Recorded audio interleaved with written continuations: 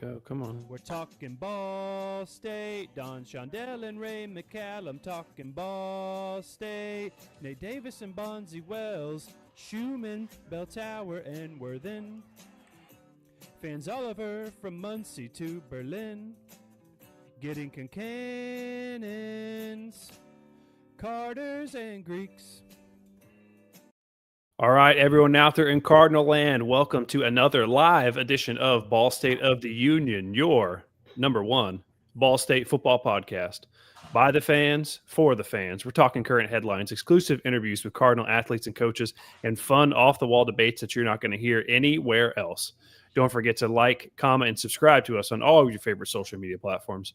And I know it's been a few weeks, guys, but whenever you hear that beautiful song and that beautiful voice, you know we're going to be doing one thing, and that thing is talking Ball State.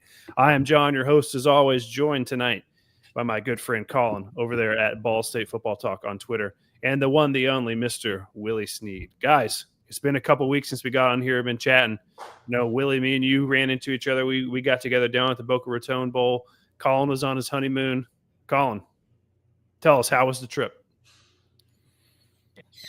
I was in Isla de Mujer. It's like an island in Cancun. It was beautiful. I was repping down there. Yeah, man, it was amazing. Glad to be back. So we're glad to have you back. Colin said he had Ball State football in his mind the whole time, which is kind of crazy to me, but you know, that's why we have him here. Willie, how was the New Year with the family? It was awesome, bro. Just be able to bring in the new year, 2026, new goals. So one more year, man. Let's keep doing it, bro. Let's keep growing. There we go. Here we go. And we appreciate everyone joining us here on this Sunday night. We know we got NFL playoffs going on, Chargers and the Patriots. So when we wrap up here, everyone be sure to get over there and watch the game. But, Willie, Niners, out, man. Niner gang, good. Moving on. Seahawks next week. Big game. Yeah. So, everyone, I want to remind you, we are live. So if you have any questions for me or Colin or Willie or our special guests we're about to have on here in just a minute, be sure to put it in the chat, and we'll read them as they come up and at the end of the show. So before we get to Nate Voorhis, special guest, great Ball State defensive end, pass rusher, we got one more thing I want to kind of bring up for everybody. Another former Cardinal who was playing on the field today in the Dream Bowl over there in, I believe is Irving, wherever the Cowboys play. Kyle Kelly playing in the Dream Bowl, quarterback of the Dream Bowl, and he scored a touchdown today. Let's play this here for everyone out there to see. We've seen this before. We've seen this many times. Nice. You'd love to see that. And also, I believe it was tough to find a lot of stats on this game, and maybe if we find some later on, we'll share them. But it does appear that Kyle was on the winning team here. Here's him. It looks like they won 39-30. There's him with the trophy right there. So, Willie, I know you declared for the draft early. I know you didn't necessarily play in any of these types of games. Had you come back and played your senior year, is this something that you would have done had this opportunity proposed to play in these kind of postseason games that weren't necessarily bowl games? Yeah, absolutely, because you get a chance to get in front of NFL scouts and kind of just feel them out, them feel you out, see you in person. And then you're also running like NFL concepts. These are like NFL coaches that have been around the game for a long time. So you're running some type of NFL scheme. So, I think it's really good just early in the draft process for scouts to be able to see these guys and just to be able to get these guys to get another opportunity, right, to just perform on a stage and, show their abilities. I think you should get as many as you can. Like Kyle might get invited to another East-West Shrine game, just off his performance. So it's like that type of momentum can build for a guy that's trying to be, noticed, who's from a smaller school maybe. So I think these type of, games are really important for guys, especially like guys who are, under the radar, small school guys. Like these are stages that you want to be able to shine on and get in front of scouts. Colin, the number one Kyle Kelly fan that I know of, he rides or dies with him. If that's the last time you see Kyle running the end zone with that Cardinal on the head, what does that mean to you? What do you think seeing that?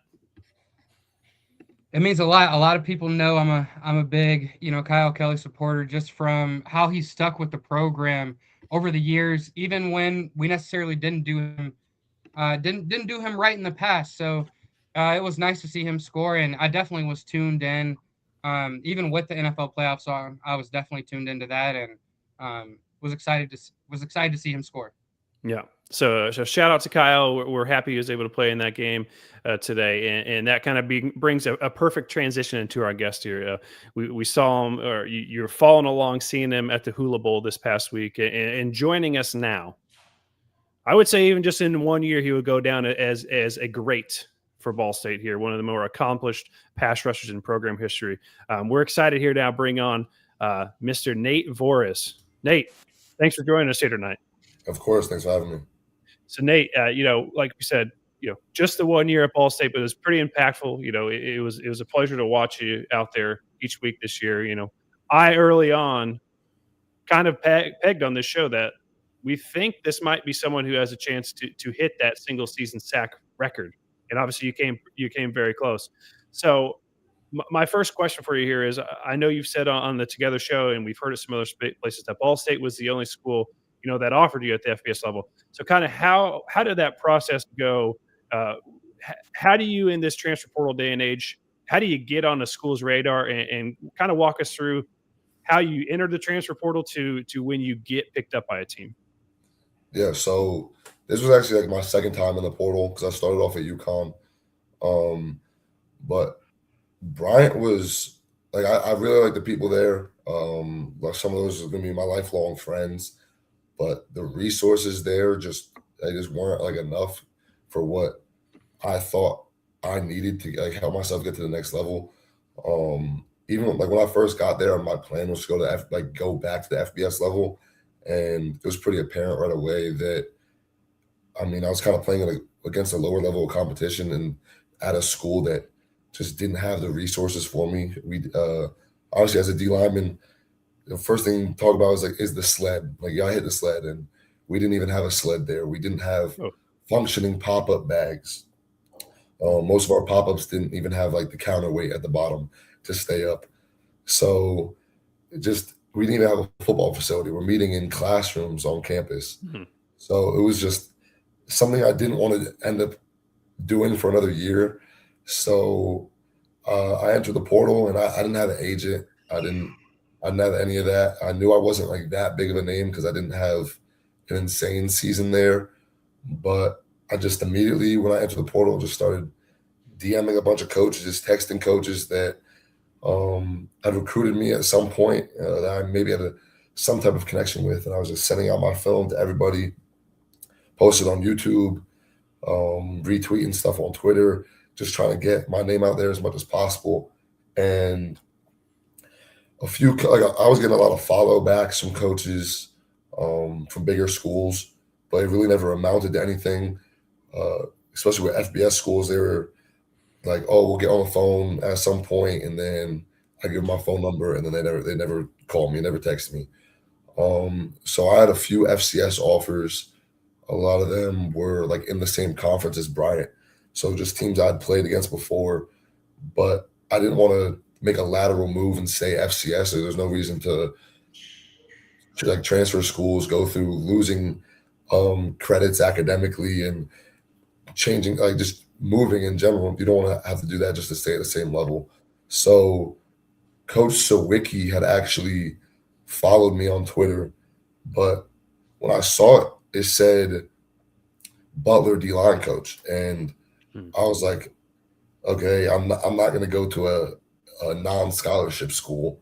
Like I had good enough of a, I wasn't going to have to go down a level to play football again. So I just kind of ignored it. But then I was scrolling through Twitter, and I saw that he posted, saying that he's going to be taking over at Ball State.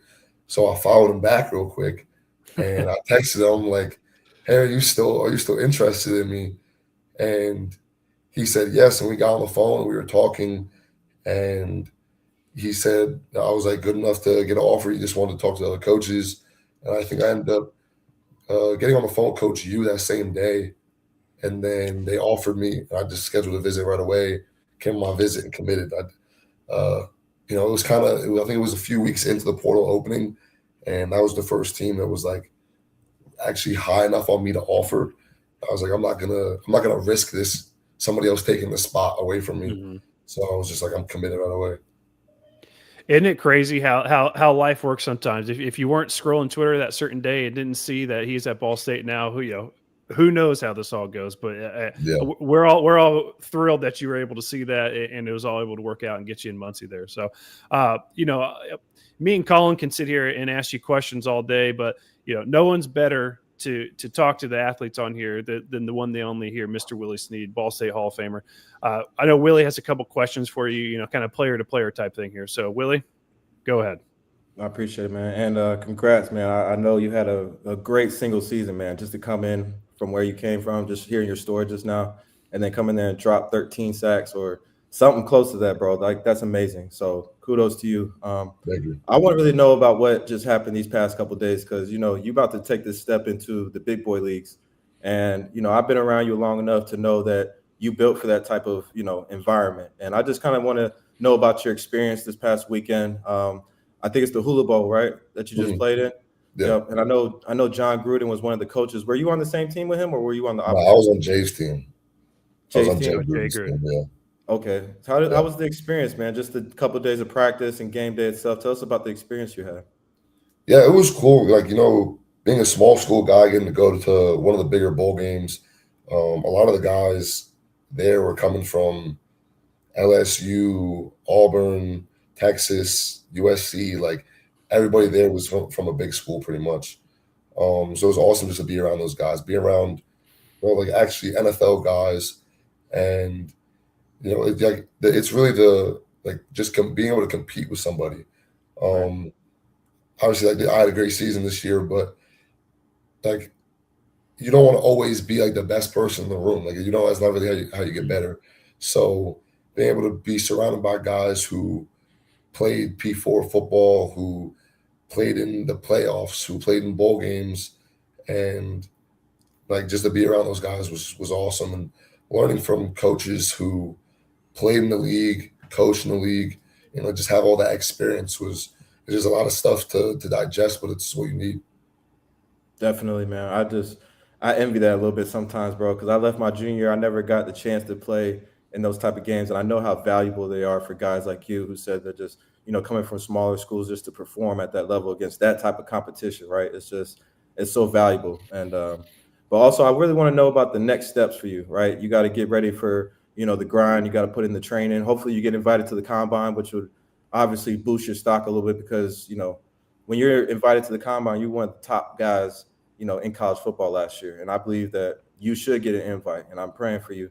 But kind of tell us about your thought process about what these next couple months are going to look like for you, where you're going to be training, just kind of fill me in on what that looks like for you these next couple months. Yeah. So I'm actually in Hattiesburg, Mississippi right now. It's where Southern Miss is. I got down here the day after Christmas. I flew out. So I was able to get like a full week and a half of combine training in before going to the Hula Bowl, because I wasn't able to work out at all. We had our schedule packed every day, and you got practice. But pretty much just going to be working out every day. I got a really good trainer. He's a lot of his guys weren't like big name guys. They wound up being UDFAs, but they all tested really, really well, and that's my main goal right now. So I'm working with a former NFL player, Jeff Posey. I think he played in the early 2000s. He played like 9 years. He was on different teams. Like I know he's in Jacksonville. I know he played for the Bills. I think there was a few other teams in there at some point. But yeah. Awesome, bro. Colin, before you go ahead, I got one kind of almost a tidbit that I wanted to see if the guys at the Hula Bowl staff told Nathan. So everyone that's not aware, the Hula Bowl, which you might think would be played in Hawaii, was actually in Daytona Beach area this year. And so the game was actually played at Spec Martin Stadium, which is in DeLand, Florida, which is where Stetson University is. Now, you guys might all be saying, I've never heard of Stetson. I've never, blah, blah, blah, whatever. Have any of you ever seen the movie The Waterboy? Mm-hmm. Yes. Yeah. That stadium. Nathan, you haven't seen The Waterboy? I haven't seen it. I know what it is, but I don't think I actually sat down and watched it. All right. That's first of all, that's your assignment here. If you're, especially as a defensive player, you could basically be Bobby Boucher. You just go see ball, get ball. That's all he does. So when we're done with this, I want you to go watch this. But anyway, so everyone else in the world who has seen The Waterboy, the stadium that they play their games at is Spec Martin Stadium. So when I worked at Stetson for a year, and that was the first thing they told us, the Waterboy is filmed at Stetson, and the where they play all the games and everything is that stadium where you just played in the other day. So you and Adam Sandler shared the same field. You had no idea. Yeah. I think I did hear one person mention the Waterboy, but I didn't know the connection there. Okay, well, you got to go watch that movie, bro. Yes, tonight. I love it. Go watch it tonight. All right. So, anyways, that's what I want to say. And also, again, anyone watching, if you got any questions or comments you want to get in, feel free to fire them in the chat. If you need to let Nathan know that it's ridiculous, he hasn't seen the Waterboy, put it in there, and I'll be sure to read it to him here. So, Colin, I know you got a handful of things here. Feel free, run away with it. Before I get into my questions, Nate, I wanted to ask, how did the Hula Bowl go? How do you think you performed? Did anyone say anything to you in general? Like, did you speak to any scouts? How did that go, do you think? Yeah, I actually had a really good week of practice. We had 3 practices. I was able to showcase that. I know I had 12 sacks, but it was like everybody. The big knock is, you did it in the MAC. But we doing one-on-ones is usually that's the most important thing when it comes to these all-star games. You got all the scouts are watching one-on-ones.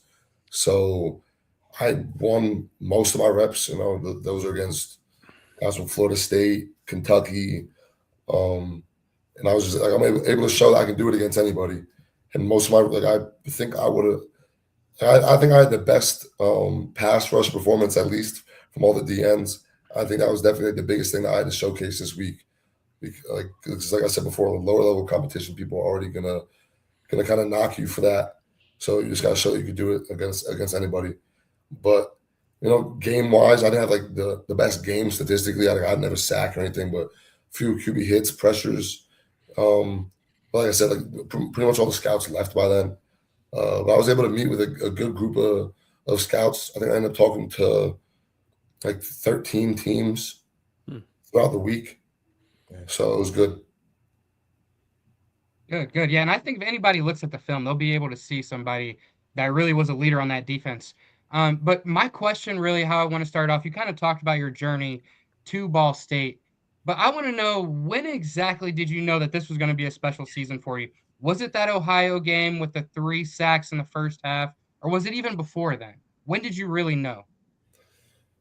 Yeah, so obviously the Ohio game was that was a massive game. That's kind of when I blew up. But going into the season, I was kind of my goal was 10 sacks. I had a lot of goals coming into the season, but obviously I wanted to be a starter and a captain off the bat. But right under that, so I wrote my goals on my mirror in my bathroom in the summer before camp. So I wanted. I'm very process driven, but you always got to have a goal to strive for. So I wanted double-digit sacks. I wanted to be first team all conference. I wanted MAC Player of the Year. I wanted to be an All-American. I wanted to win the MAC championship. Now I didn't get Defensive Player of the Year, and I didn't get to win the MAC championship. But I think just having goals and having something to strive for is definitely important. So.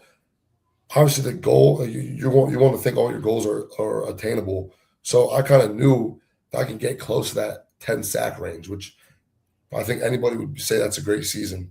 But definitely after that Ohio game, I think that put me at 8 on the season. After that game, I was we've only played 5 games. This is actually this could be something way bigger than. I ever thought it was. I think going into the season, All-American was the most lofty goal, especially coming from Ball State. Nobody's gonna talk about Ball State, so you got to do even more to be an All-American. And I thought that was the most lofty goal. But definitely, once I was at 8 sacks through 5 games, I was okay, everything on this list is definitely attainable. All right. Yeah. What do you think are some contributing factors that made you able to have this season? This year? I just worked for it. I did, everything was doing extra work in the summer, extra film, going back to the field in the afternoon in the summer, and getting more technique stuff done. it definitely helped being in a D-line room that's at the FBS level, because like everybody's good, everybody's talented, we're all naturally gifted. It's a little bit different than when I was at Bryant, where you kind of just don't really need to try that hard to be the best guy in the room. No offense to those guys, but it's just natural ability was just a little bit different. And I think the resources here definitely help. Like I said, we didn't have a sled at Bryant. We never pop-up bags. We didn't have any of that stuff. So just having those resources at Ball State, that just gave me more access to be able to push myself on, to be able to get more work in. We used PFF a lot in the summer to watch NFL films, so I watched a lot of guys. And then so that's like the mental aspect of, if I'm able to break down a D lineman in the NFL and see what they can do, I can just apply it to myself, just bits and pieces of guys who already rush like me, guys who are built like me, similar athleticism. The guy I looked at a lot was Alex Highsmith. He's a guy from a Group of 5 school who, he's not like Myles Garrett, who is just an anomaly, whatever. There we go. Boom. Yeah, there we go. Just in every sense of the word, he's 6'5", 275, and he's just the best athlete on the field in every way. Obviously, he works his technique and very honed in on his diet and all that stuff, but I'm just not going to be as genetically gifted as somebody like Myles Garrett, and nobody else is. He's truly one of one. Mm-hmm. So a guy like that, I don't even watch his film. A lot of that is he's just better than the people on the field with him. So yeah, but in general, just having the resources at Ball State to just continue to work, and the guys in the room to just continue to push me every day. The biggest guy was Darren Conley. He obviously just committed to Washington. He got 2 more years left, and Darren, like, even when scouts asked me, like, who's the one person you want to take with you to the NFL, like who deserves to make it, who will make it, it's Darren Conley. He pushed me every single day in the film room. Like, you go in sometime at night, even like during the season, and one of us is in there at some point, getting rehab, doing field work, like. Even during practice, during warm-ups, he's trying to race me through warm-up, and he's just one of those guys that he has what it takes. He's a gifted athlete, but he truly has what it takes off the field and mentally to make it to the next level for sure. Yeah, one thing on Darren Conley before I kick it back to Colin, keep going. It was funny when he announced his commitment going to Washington. That was right in the same time frame where everything was going down with their quarterback. Where was he leaving or was he staying? And so my joke was the second Darren Conley scares quarterbacks so much he scared his own off there for a little bit. Yeah, I saw that was definitely a weird situation with their quarterback. So it seems like it's been resolved now, and it seems like he's coming back. I'm sure that will be a little awkward at first, but anyways, that's beside the point. So okay, Colin, go ahead. Yeah, so it's Coach Yerimovich. First year, so his first full new regime in there. I'm curious from your perspective, Nate. How do you think the first season went, and how do you think things are headed? And your in general, what you thought of Coach Yerimovich this season? Yeah, Coach Yu's a great coach. I think for taking over a team, he's coming from a non-scholarship school, and he's coming up to coach a program who pretty much lost all their talent offensively. Everybody transferred, and then defensively graduated a bunch of guys. And even last year, they were 3-9. So you're taking over a losing team, and then they're losing all their talent. So I mean, obviously, he has to go and jump in the portal, get everybody that he can. But to have a better record than Ball State did last year, and still be able to retain some of the talent is definitely important. I saw Will Yates just announced that he's coming back. It's definitely gonna be big for the program. Will's a great kid, and he's obviously very talented. So I think the program is definitely in the right direction. They're obviously fighting in the portal right now to get some of these guys. I know Ball State might not have the most money to support the program, as some of these teams you're competing with Power 4 programs who they have the big donors who want to see football succeed, and it's hard in this day and age, especially with all Group of 5 teams.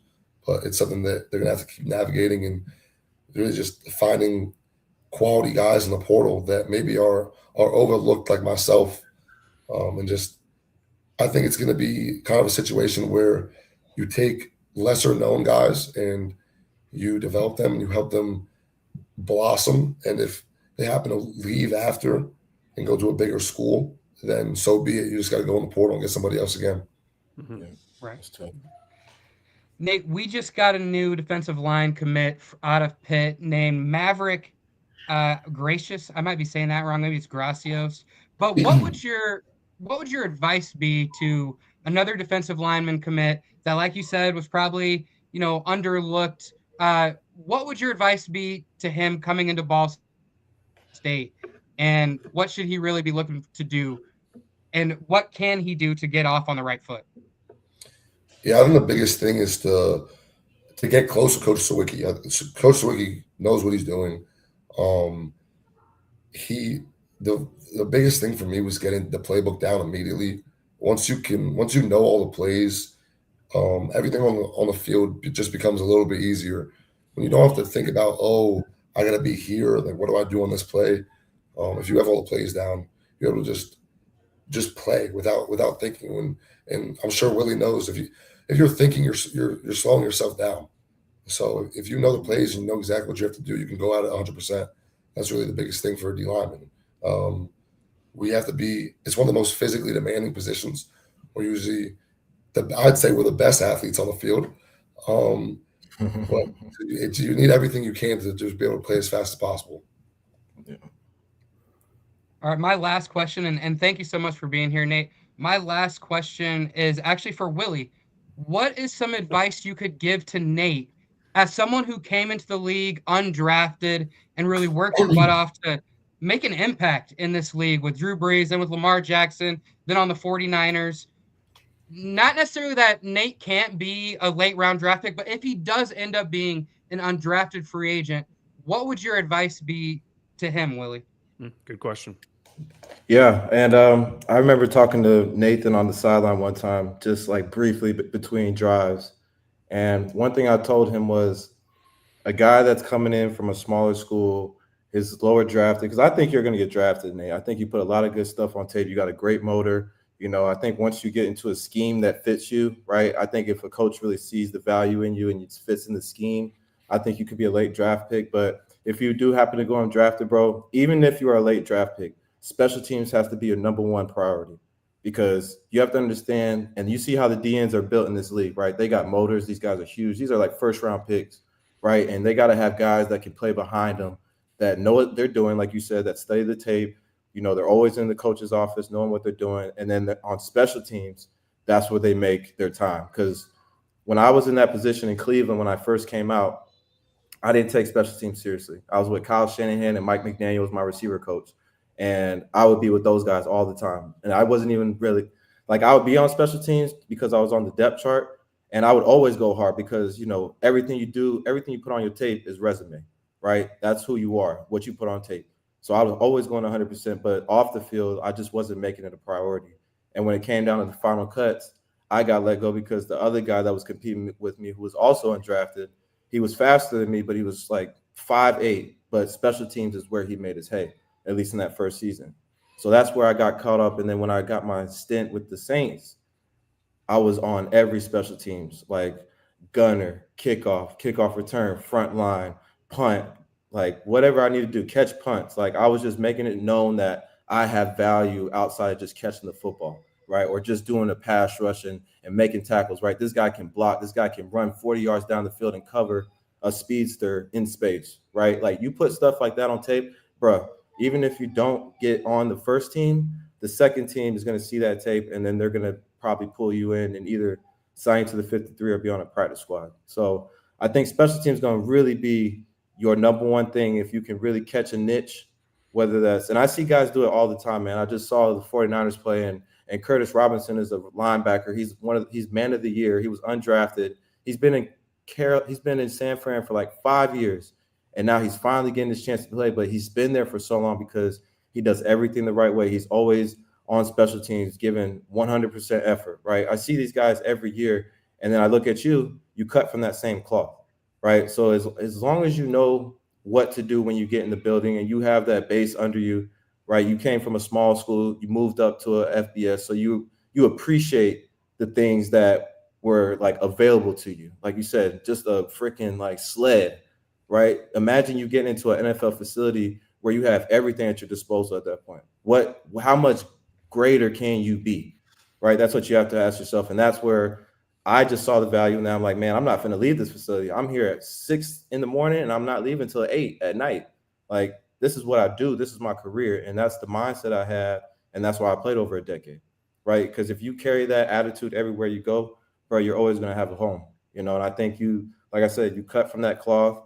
And if you have that mentality going into somebody's building, bro, they're going to see that value in you. And who knows, God willing, bro, you get you a contract, fam, and you get paid and you take care of your family, bro. And you just be an NFL football player, bro, and living the dream. So that was kind of what it was, Colin. It was just really finding that niche on special teams. And, too bad for me. It took me getting cut, right, and just feeling that whole season of just not being on the team. And then when I finally got back on, I was like, I'm not letting this chance run through my hands again. I know what to do now. You know what I'm saying? So out the gate, bro, you already know what you have to do. Now you just got to do it over and over and over again and continue to get better at your game and show these scouts, bro, like that small school shit don't mean nothing, bro. Like, you'll step in front of everybody and you're going to do what you do.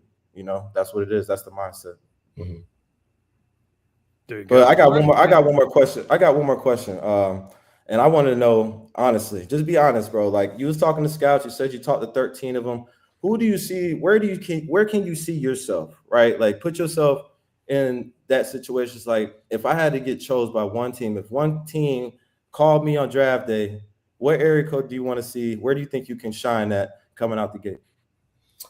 Yeah, I think the Steelers are the best fit because, like I said, I watched a lot of Alex Highsmith, and like, I know I'm not going to go to a team and be the guy right away. So I want to be able to, obviously, as a rookie, I'm probably going to be a day 3 pick, if not a UDFA. And like you said, I'm gonna be a special teamer at first, most likely. But I can learn from a guy like obviously you got TJ Watt on one side, you got Alex Highsmith on another. You got a guy like Nick Herbig, who's a little bit younger and lesser known, but they're all 3 great pass rushers. And going into a room like that, and be able to pick their brain. Those are guys like a similar size to me too. It's like some of these teams you got like bigger DNs, but the Steelers, they use like those hybrid outside linebacker type of guys as their DNs, dropping the coverage a little bit. So I think that's the right scheme fit and definitely the right people in that room. Obviously, TJ Watt's a Hall of Famer, so guys like that to learn from would be definitely big for my career. I'm a little biased because I played the Steelers for 3 years, 6 times, and I don't like those people. And I think you look good in purple, honestly. Like, purple and black would look good on you, bro. So yeah, I talked to the Ravens too. So there you go, bro. Let's go happen. There you go. Perfect. Well, hey, Nate, I had a couple more for you before we let you go. One that is back to Ball State here, and I meant to ask this earlier, but I forgot. And we ourselves have asked this question to the 3 of us, to a handful of other people. We couldn't get an answer. And you were in the locker room this year. Maybe you can give us a little bit more of an inside look as to what was going on. Nate, what was the difference between Ball State at home this year versus on the road this year? Obviously, there was a stark difference for most of the year. No one really seems to know why. What was your take on the struggles that we had on the road this year? I mean, I don't even have a solid answer for you. Yeah. Yeah, I haven't even thought about that in a minute. I think maybe it was like a comfortability thing, being in your own, it's kind of like being in your own house, and just being comfortable going there at halftime and regrouping. But yeah, I don't even know if there's like one specific thing. Maybe some guys don't travel well, some guys don't know how to prepare. Like, I honestly can't give you a solid answer on that. Yeah, we same thing. We asked Willie about it a handful of times. We asked Chris Radican. He's the radio analyst on the broadcast for you guys, and no one seems to know. So we were curious, and I don't know. Hopefully they can get it right. Obviously, a big tough test at the start of next year at Ohio State. So barring something crazy, this this might roll over a couple more games next year. But that was my last heavy one. The last couple ones I have are pretty easy. These are cupcake questions here for you. So in your time at Ball State, your one season there, who would you say is your favorite teammate? Definitely Darren. Darren, okay. Like I still call him. Like we still call each other every week. Obviously, I want to know everything going on with him in the portal and getting all that stuff situated for him. Obviously, he has to move all the way up to Washington. It's going to be a big adjustment for him playing at the P4 level now. Yeah, that's my guy. Like, hanging out, working out together, watching film together. I think he does everything the right way, honestly. And yeah, we act very, very similar. Even Coach Sawicki would say that all the time. Like the way we focus on football and the way we're kind of more mature in the way that like football is kind of like we keep the main thing. We it's really all about football right now for both of us. And yeah, that's my guy. There we go. All right. Favorite place to eat in Muncie? If you can eat one place, where are you going? I go to Chipotle. I was eating Chipotle every day. There we go. Okay. There we go. I don't have like a local spot to shout out. I was at Chipotle every day. There's nothing different with that. And Nate, now I have never met you in person, but I have had some beers with your father. Yeah. How many of those heavy IPAs have you seen him drink over the years, and how many do you think Colin had with him? I mean, he's always. I'm not gonna say he's always drinking, but he's gonna bring beers to the game for sure. I think he said you had half of one that he gave you. So, yeah. Dang. You're a lightweight, or that drink is too strong. Yeah. I'll be right back. Yeah, you're good. I'll defend Colin a little bit here, Willie. Nate's dad offered me one, and I just flat out told him no. I said I'm not having that because that thing is going to be nasty. But we sat down with him. We sat down with him at the tailgate there with Mr. Szymborski, who he's got a question here. We'll get to that here in just a second. But yeah, it was great. We hung out with your dad and I believe your girlfriend for an hour or so before the Kent State game. Biggest game of Colin's life. He had a huge bet on the line. So good job to you and the boys for pulling the win out there for Colin. He was going to have to. He needed it bad. So, all right, we got a couple questions here from the fans, and if anyone out there is listening and you want to get your second question in here, please feel free. But our first one, two actually from Mr. Szymborski over there on Facebook. He said, Nate, do you think the coaching staff is going to take Ball State to the top of the Mid-American Conference? I think that's a great question that everyone is curious about. Yeah, I mean, I definitely think if there's any group of guys, any group of coaches that can do it, it's the coaches we got right now. You've seen Coach U turn programs around before with less resources. So I don't see any reason why they wouldn't be able to do it at Ball State. Obviously you need like the donors to help. That's just the era of college football that we're in now. But there's really nothing the coaches can do with that. But they've done amazing things with less resources before. So there's no reason why they can't be able to do it now. Yeah, Nate, if everything goes according to your plan here, you might be one of those big donors here. We might have you and Willie Sneed we might have to be busting down the door for the two of you here before too long. And Scott had another one over there. He said, and kind of in conjunction with the last question, what do you think Ball State needs to build on from last year? Obviously, it's tough with the transfer portal, like we mentioned earlier. It's tough for Ball State to retain guys. So, building on stuff like that is going to be tough. But in your opinion, what would Ball State be able to build on from last year to next year? I think the biggest thing that we can build on is the young guys that we were able to keep around. We had especially on defense, we had a very experienced group of guys. Guys like on the D line, you got me, you got Drew Hughes, Scott Hudson, but a lot of you guys, the fans didn't get to see the younger guys coming up. Like you got to see Leighton, a little bit of Amir, Ben, but there's guys like Jamar Burton who you guys really never got to see, who is like extremely talented. He needed another year to develop. He's a true freshman, but he's able to learn from experienced guys in the room and we were all willing to help the young guys for sure. So stuff like that. Michael Webster, Lucas Szymborski, like all those, like they were able to learn from Stemy, from Alfred, Weagle, BB, all those guys. So they weren't necessarily didn't get like the game experience, but they definitely got the knowledge on the back end from all these guys who've been playing. Okay. All right, Nate, that about wraps up here for us. When is Pro Day? When can people expect you back in Muncie for the next time? I think March 2nd is going to be Pro Day. Okay, you'll be ready. Nice. All right. Colin, any last things for Mr. Voorhis before we let him go? No, I just want to thank you, Nate, coming to the team, because the Ohio game was really maybe the highlight for me on the season. Like, it was the first time my wife ever went to a Ball State game. You guys balled out. And then I just want to thank you for coming really in general, just because you were, to me, like, you were probably the player of the year for our team. So just thank you for wearing the Cardinal and white, for coming onto the team, for carrying like you did. We just appreciate you, and we'll have your back forever, man. You're really a Cardinal now, so we appreciate you. Yeah, of course. Like I said, Ball State being my only offer, like it definitely means something for me to be able to end up here and make it as far as I did. But like the postseason, having a chance to go to the NFL and go to these All-Star games, it's amazing. And I'm always gonna be a Ball State Cardinal. Obviously, this is where I'm gonna get my degree from. I'm finishing it up right now, but I really appreciate you guys, with the podcast, having me on, just supporting me and the whole team throughout the season.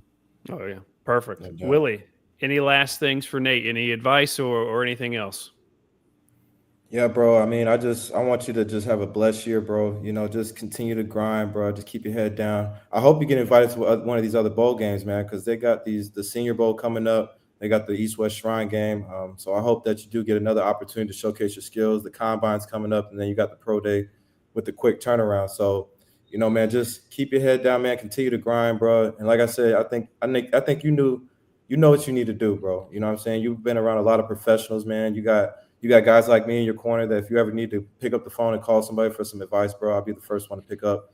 But, man, just enjoy the process, bro. Take it all in, man, because you only do it once, right? This part's going to suck. It sucks, this part, but you only do it once, man. And then once you're in the door, stay in the door, man. Be good to everybody.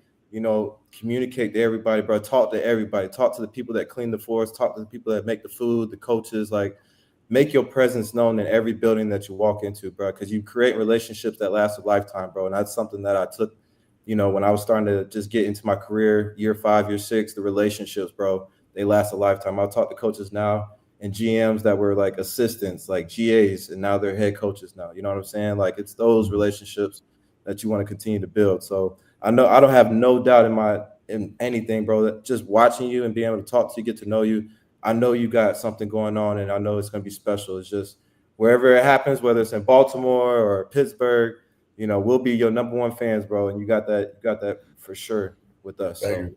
Good luck, man. Praying for you. Thank you. Or the Colts. Let's get you to Indy. Or the Colts, yeah. All right. All right, everyone. Yeah, there we go. All right, everyone. Nathan, thank you so much for joining us here. And that's going to do it for this edition of Ball State of the Union. We appreciate everyone joining us here. I know we got a big NFL game on right now. I'm about to kick over there here in just a second. But again, if you haven't already, be sure to like, comment, and subscribe to us there over on YouTube and all of our social media platforms. I know we took a couple weeks off, but now we're back kind of on our schedule. Next week, the transfer portal will be closed. So we're going to have on – we had him on last year. Nate, he had great things to say about you last year. Mr. Andy Thorpe, he's like a Ball State recruiting and transfer portal kind of expert. So he's going to come on next week and kind of break down everything that's happened. I know we haven't touched on a lot of it so far, but we've kind of been saving it for next weekend for Andy. So be sure to check into that. And, guys, until then, everyone out there in Cardinal land, chirp, chirp, and go Cardinals.